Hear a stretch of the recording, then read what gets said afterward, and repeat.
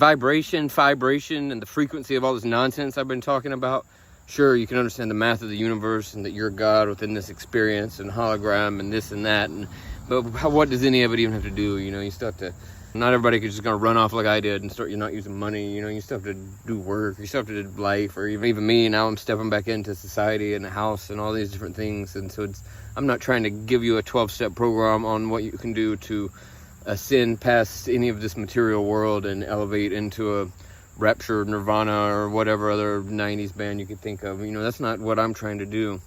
Whenever I write, I speak to the person that I was before. You know, I grew up Christian and was atheist and couldn't believe, and because I believed in science, and I couldn't believe in the spiritual world of the unseen, because the way I was brought up is you had to believe this literal book and what it said, and that just didn't jive with science. And then I was in Sweat Lodge, and the man that was pouring that lodge spoke about the vibrations of particles at a particle level and how those spread into the universe, which all worked with science and quantum physics, quantum mechanics.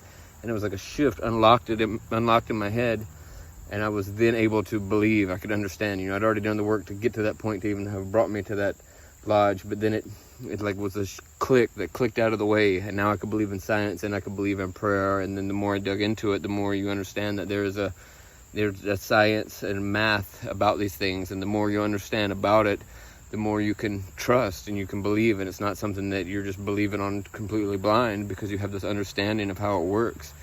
And so hopefully, you know, I'm speaking to folks that were like me before this, that if believing in science is stopping you from being able to believe in the manifestable abundance of everything of the cosmos that we're connected to, and that your prayers or your thoughts, your intentions that you put out into the universe have an effect in a big way, you know, it's real. It's some real shit.